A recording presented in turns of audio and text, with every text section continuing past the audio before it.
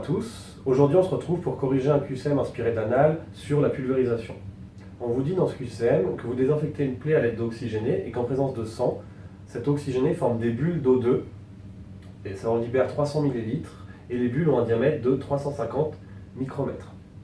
On vous donne également sigma qui est le coefficient de tension superficielle et dans les items, comme à chaque fois dans ce genre de QCM, on vous demande plusieurs choses. Tout d'abord le nombre de bulles produits, ensuite la surface finale des bulles et ensuite l'énergie nécessaire à cette augmentation de surface. Tout d'abord, pour retrouver donc le nombre de bulles produites, il faut prendre votre volume total, en mètres cubes toujours, et le diviser par le volume d'une bulle. Pour rappel, le volume d'une bulle, c'est 4/3 de pi r cube.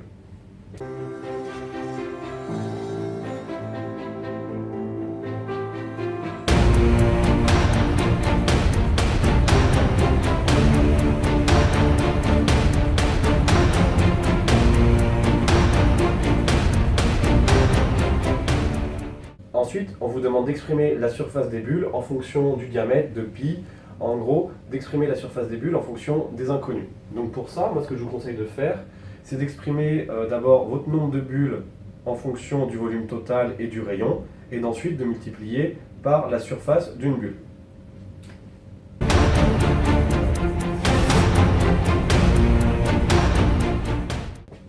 Donc, le terme ici, ça correspond au nombre de gouttes, le volume total divisé par le volume d'une goutte, et ici ça correspond à la surface d'une goutte. Ensuite, vous avez juste à simplifier par le rayon et par 4 pour obtenir la formule finale.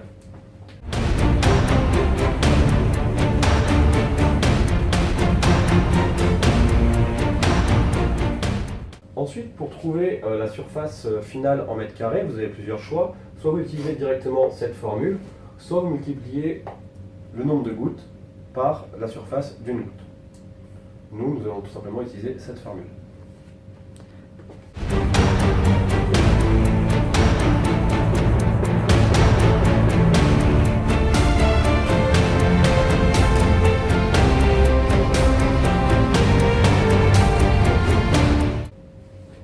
Ici, encore une fois, il faut faire attention à mettre votre volume en mètres cubes et votre rayon en mètres.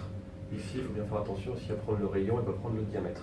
Ensuite, pour trouver l'augmentation de surface finale, vous avez juste à multiplier votre surface finale par le coefficient de tension superficielle sigma, parce que ici, on juge que la surface initiale est négligeable par rapport à la surface finale.